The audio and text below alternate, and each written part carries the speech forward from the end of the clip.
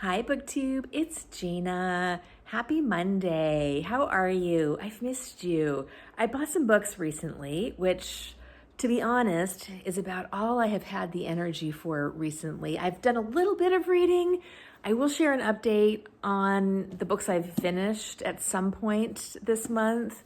But I wanted to just show you the books that I bought. I always love doing book hauls because I can just hop on, sit around, chat with you, and it's very easy. So thank you for being here. Let's just jump right in. I did 2 shopping trips over the last few weeks to one of my favorite bookstores in our area. It is a independent bookstore, and they've got a mix of new books and old books, which just makes it perfect for everything you're looking for.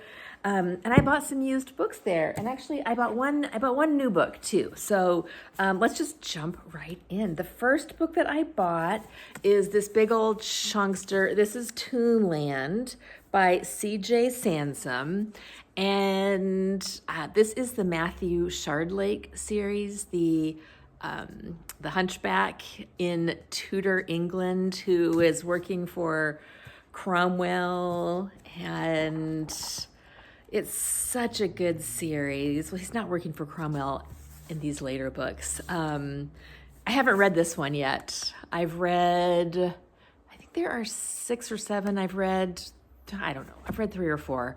But this is a pretty cover. It is a big chunky hardback. It's not in great shape, but it was used at the bookstore. And because CJ Sansom recently passed away from cancer, I really was feeling motivated to try and find his books. I would love to own all of them in these hardback editions. So I'm keeping my eyes open for these. And also they just did a Hulu series of the first book called Dissolution, which I loved. I tried to get my spouse to watch it with me, and he watched the first episode and he just didn't like it. I don't know what's wrong with him, but I loved it. They made some pretty significant changes from the book, which I think I can see why they did it.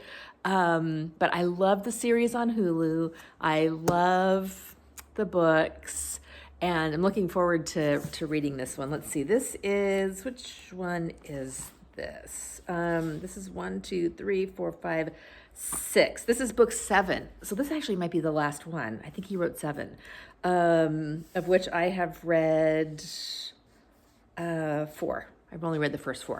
So I've got a few more to go, which is very exciting. I'm really looking forward to reading this. Next, I bought 2 books by Sujata Massey, which these are a series set in India, and this is the Bombay Prince, and this is the Satapur Moonstone. And actually, now that I'm looking at this one, I think this one is actually not part of the series.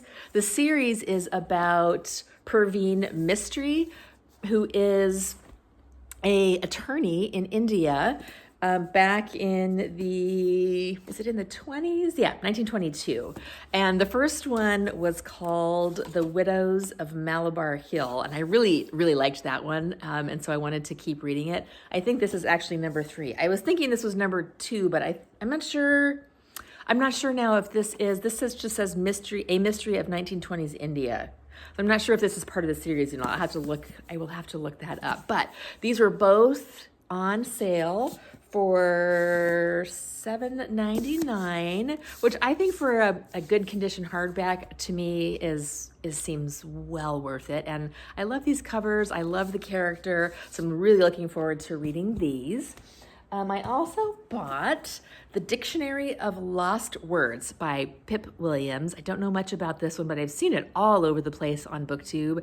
This is a nice paperback edition. I don't remember how much this was, but these paperback editions now this one would be new, $17 for a paperback, which is so expensive.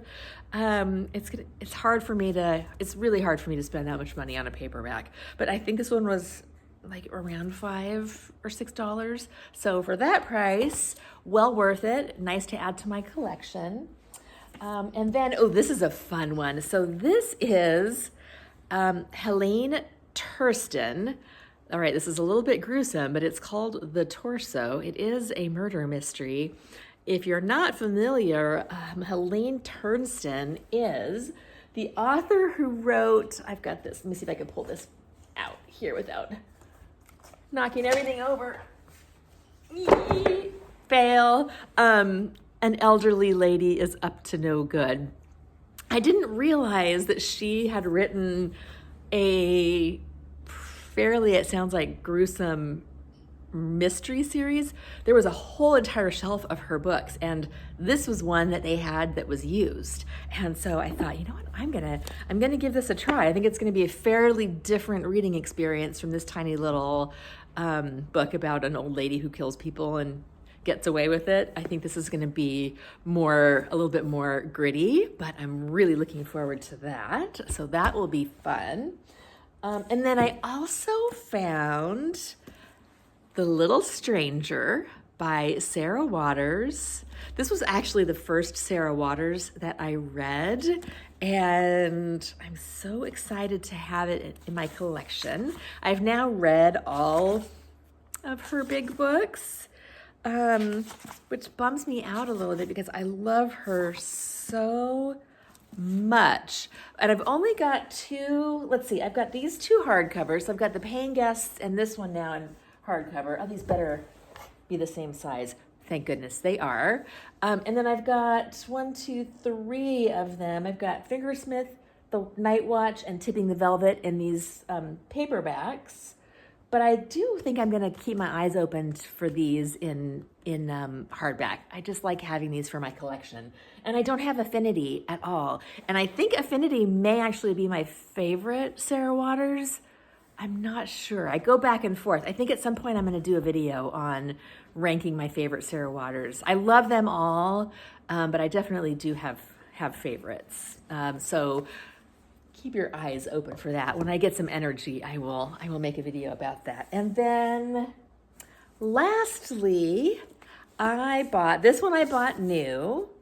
This was $19.99, which is expensive, but this is one of those books that I had already read. I knew I loved it, and I wanted to support the author. Sometimes I do like to buy new books so that I can support the author, I can support the bookstore, and I love these covers. This is, I forgot to tell you, The Vanderbeekers, Ever After by Karina Glaser. And this is the last book in the Vanderbeekers series, which I absolutely loved. It is set in Harlem. There are always maps, and let's see if I can find. They usually have a map and look at the illustration of the brownstones in Harlem, and they usually have a picture of the house. Like they have I can't find it in here, but they always have like a line drawing of the layout of the house. Oh, here it is. Just because I think this is so cozy. Now this book is one of the things these books do tend to deal with some fairly difficult subjects. This one does do that also. So they're not 100% cozy, but I love the siblings in these books. I just love the way they interact. They get along, they support each other. They have a ton of freedom, which I think some people don't really like, but this is one of those books like the E. Nesbitt books where the kids kind of just run around and do whatever they want, and the parents are in the background somewhere, but the kids have a lot of freedom. And I love these. I love these books. I'm very sad that this series has ended. I think it could keep going, but anyway, so I wanted to buy this just to support the author, to add it to my collection. I have 2 of her other books, so I am on the hunt to find all of them. To add to my collection. So I think that is it for now. I'm so glad to talk to you. I know it's been a while. I'll do a life update. Everything's fine. But it's just a little hectic around here, and it's just kind of been filling up my brain and causing me a little anxiety. So it's been hard for me to just kind of settle in and read and get stuff done. But anyway, I will talk to you later. Bye.